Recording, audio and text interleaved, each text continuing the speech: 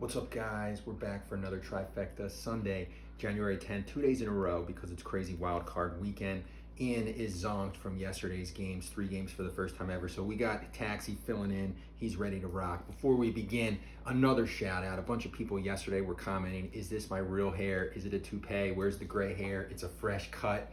That's thanks to Groom Barber Shop in Philadelphia, 1324 Locust. BJ, the barber, she gives the freshest cuts, so we'll thank her. First cut since coronavirus hit, and boy, was it needed. She does the best job. Groom Barber Shop, they're the best. BJ, give her a call. She'll give you a fresh cut. But let's get to the business at hand. First leg of the trifecta, let's talk about the 3 Sunday games. First game, morning game.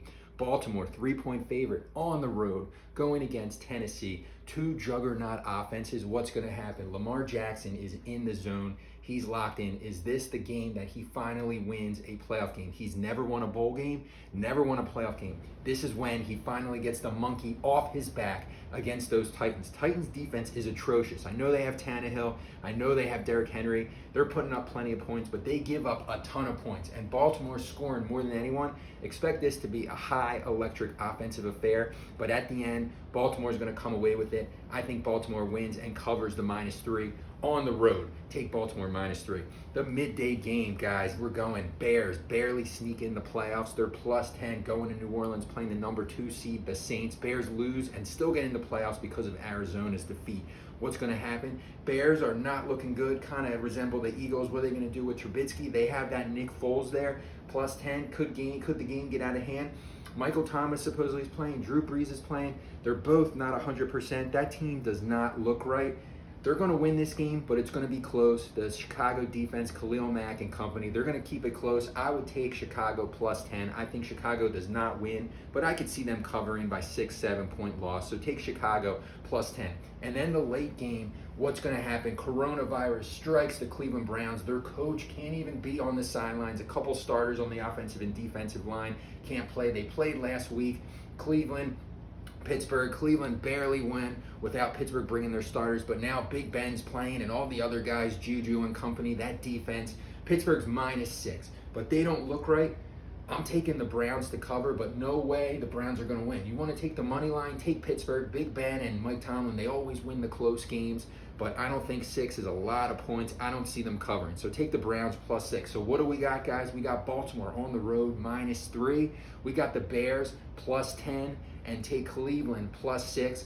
We'll see what happens on that 3-leg parlay. Second leg of the trifecta. Let's recap the games yesterday. Man, if you saw what happened, we were 1-1-1. The early game, the Colts and the Bills. Bills are a lucky team, but what do they say? That team that barely squeaks by the first round usually goes pretty far. I think they're going to win next week too, but man, they were lucky. McDermott did a great coaching job. Josh Allen looked good. Frank Reich resembled Doug Peterson. It was a shame. If he coached that game better, those 4th down plays, I don't know what he was thinking, what he was doing. I think Colts could have snuck that one out. Not happening. Frank Reich's going to have the whole offseason to think about that. That was a good one. And then I called it, guys. The Rams, underdog, big time. No offense, none whatsoever. Going up against Russell Wilson and that crazy offense. The Rams just shut them down because of defense. The way they're playing, they're scary. They did it. They covered. They won outright, just like I said. And now they're probably going to end up playing those Packers next week. Packers have not lost a regular season game in a long time. They might be due. If they rattle Rodgers early, it could be close, low scoring. Rams could do it again. Could they? It would be something. Would not surprise me. And then Tom Brady, Mr. AFC, still does it, giving up against the Washington football team. Washington kept it close. Heineke did a very respectable job. The Washington defense, they were close. Tampa could not put them away. But Tampa's just getting the rust off them back in the playoffs. I think they're going to be there, guys. Remember what I said? Tampa or Green Bay is going to make that NFC Championship, and it's looking maybe like Tampa's going to do it. But super respectable job by that Washington football team. That defense is solid. Good head coaching. They're a quarterback away of being a perennial Super Bowl team. Not good for the Eagles. Good for them, though. So we'll see if they try to trade up in the draft or try to get a Deshaun Watson. So we'll see. Third leg of the trifecta. Let's recap some more draft knowledge.